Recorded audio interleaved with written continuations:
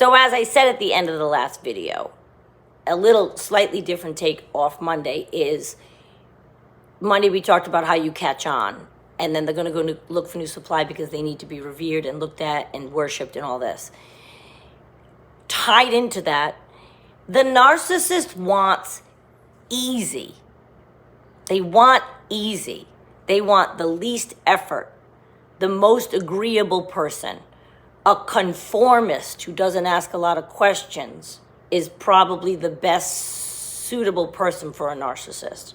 So they can hold down the fort, and the narcissist can just run their whole operation out of the house.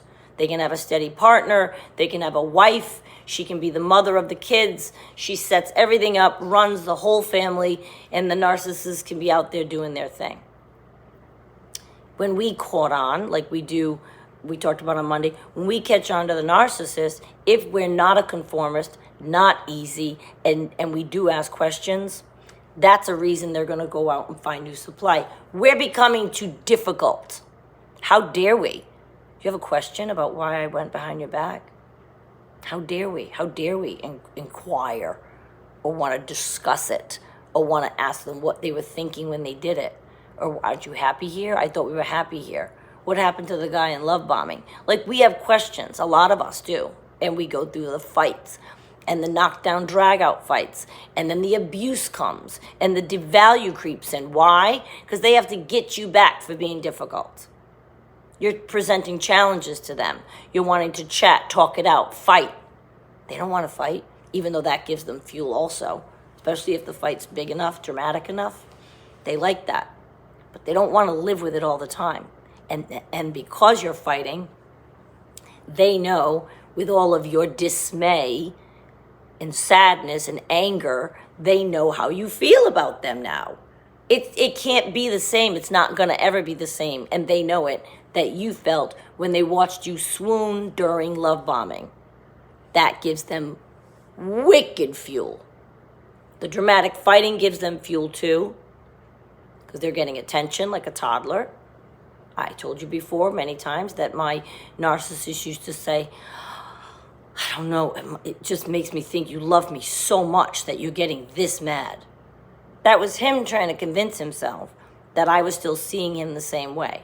Of course, I was never, ever, ever going to see him the same way. I think I told him right out, of course I'm not. But I tried to be like, no, we'll be all right. And you find yourself bargaining with them. No, I promise, we'll be all right. We'll get back on track.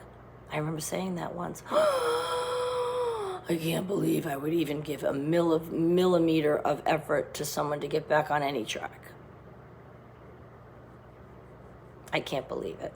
So I was what you would call very difficult. Very difficult.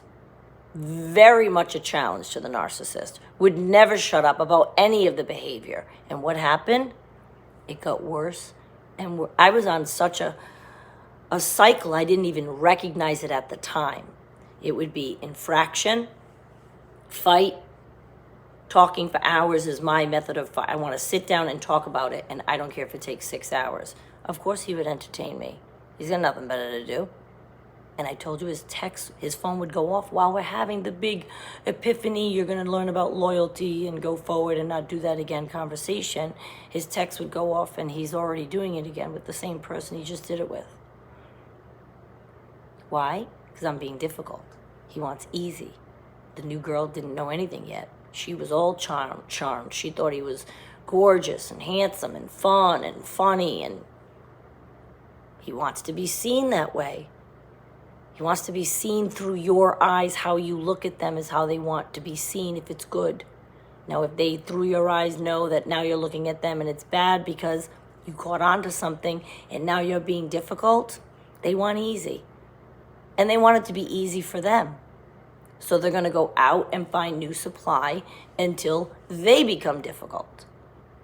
And then once they catch on to something that they do, and you might say, well, if the new supply is a conformist, and the new supply doesn't ask any questions, and the new supply, hi, man, she's naked today. It's like 4 million degrees in Florida. And the new supply is not doing anything, then I don't understand, Renee. Why do they continually go out and find new supply? Well, they will find new supply also for other reasons. If they're bored, just because It doesn't even have to be a fight. If you're just average one day and you don't pay them enough mind, or they're feeling a little alienated, or they're not getting enough attention from you. And I don't say this to make you think, I gotta lay it on really thick, make sure I pay them proper mind and give them attention. That's not why I'm saying this, because it doesn't matter how much you do that either. They will always find new supply. I'm not trying to say the only reason they find new supply is because we become difficult. I am saying that they want easy, and if we become difficult, they will definitely go get it immédiatement, like within, very short time of us being difficult, because they need their ego fed. But there's a lot of reasons they find new supply. Even if the wife was docile and quiet and whatever, he'll find a reason to have a problem with that too. He wants variety. He wants change. My pronoun is he for a romantic partner. We always say on this channel, insert your own to make the story your own, but that's why my stories follow with he. But they want variety. They want change. They want strange. They want to be revered. Because even if it is a quiet, conforming wife, 2 years in, 5 years in, 10 years in, people become complacent. Things get regular. They need spice, reverence, worship. That usually happens in the beginning of a relationship, when they are love bombing the new supply. It's a slippery slope, whether or not you challenge them. If you catch on, it would be impossible for me to not say something. If somebody mistreats me, I'm saying it. It's never that I'm gonna be quiet and not say it. So I will always be a difficult person if I'm mistreated. Actually, I would be intolerant now. So I guess that's easy for me. I'd go, bye. But that's not easy for them, and then off they go. They got to find new supply all over again. And that can be exhausting, but they're always up for the task.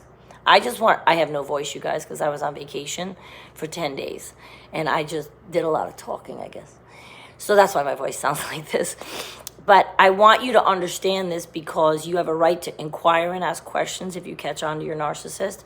But I want you to be prepared and awake as to what happens once we do.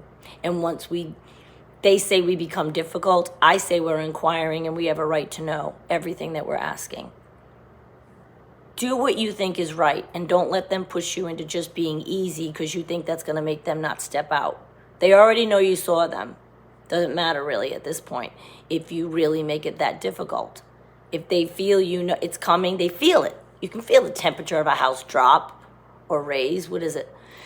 Right? Drop, I guess. It would be cold. You're cold to them. They can tell. They can tell. They feel it. They know.